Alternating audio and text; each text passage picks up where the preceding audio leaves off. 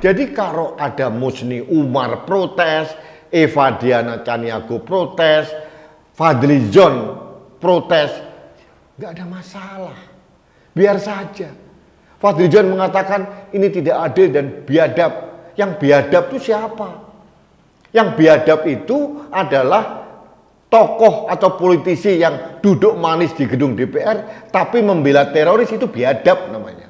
Kita harus berdiri dan berani bersikap kita memihak NKRI.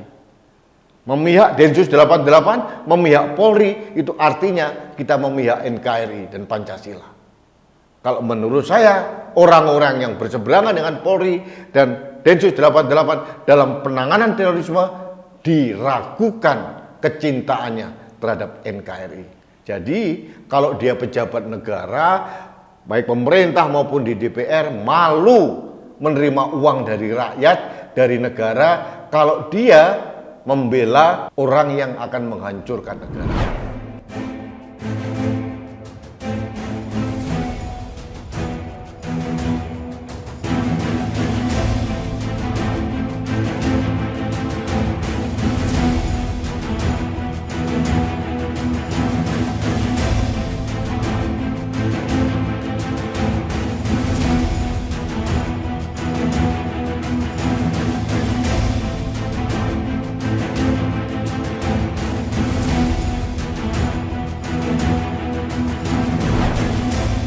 Halo sahabat Indonesia, kita bertemu lagi dalam Opini Rudi.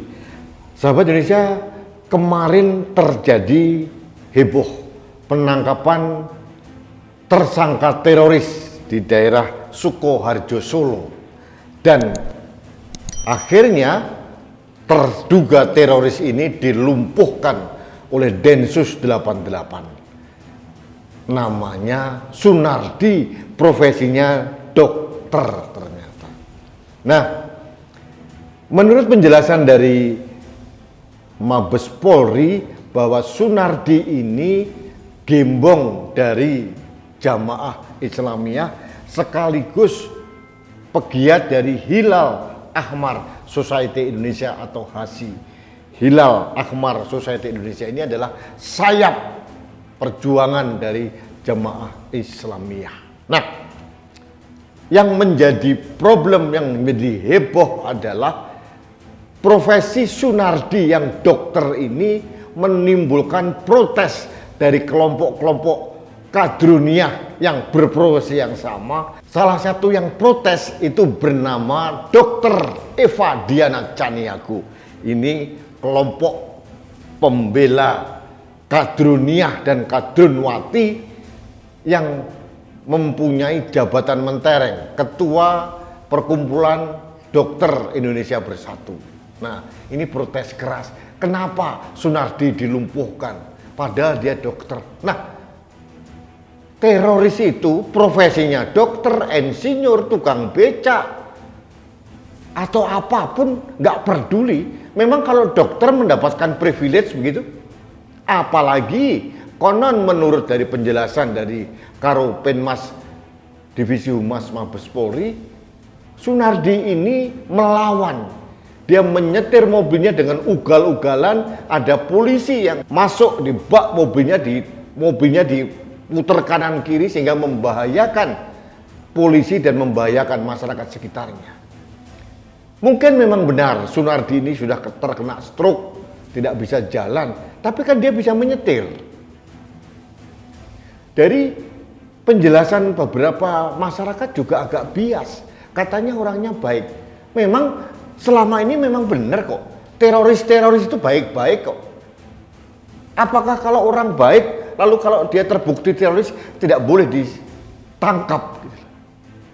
Saya mempunyai keyakinan Densus 88 tidak berniat untuk membunuh Dr. Sunardi, teroris dari Jamaah Islamiyah ini. Tapi karena kondisi yang mendesak dan terpaksa yang diduga bisa membahayakan polisi dan membahayakan masyarakat, makanya dilumpuhkan.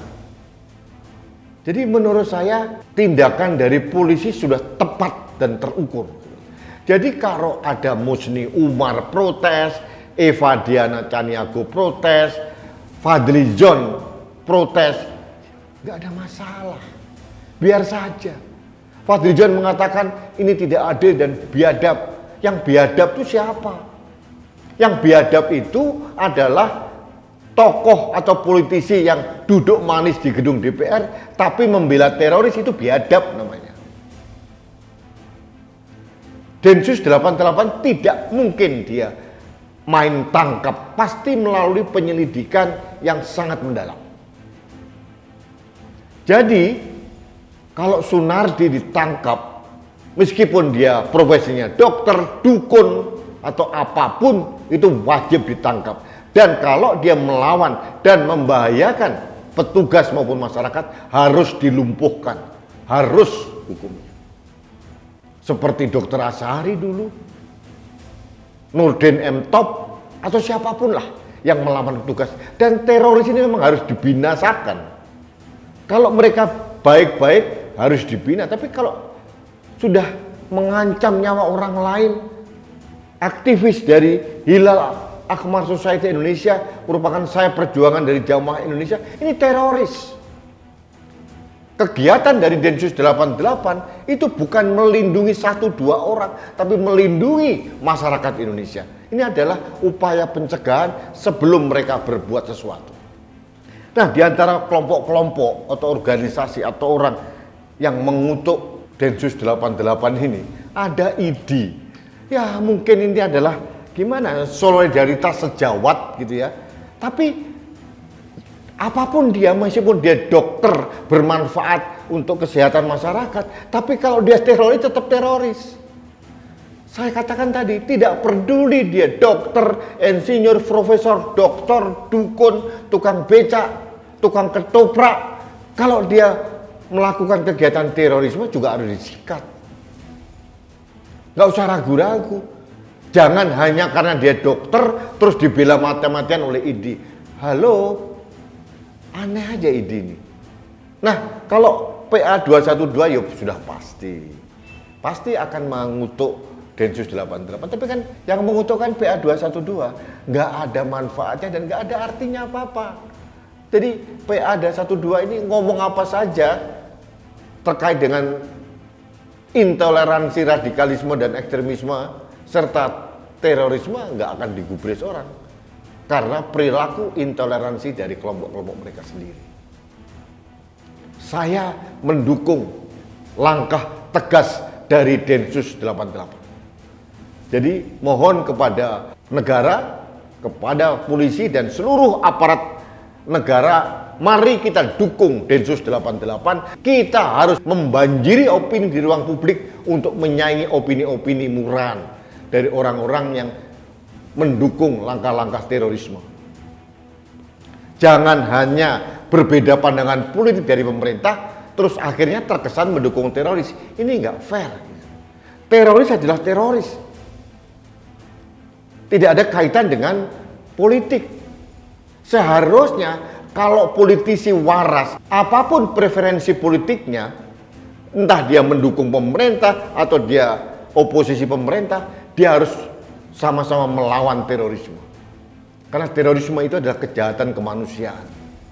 Jadi kalau ada Fadlizon yang anggota DPR, pimpinan dari partai politik mengecam langkah Densus 88, nggak ada manfaatnya dan nggak ada dampaknya.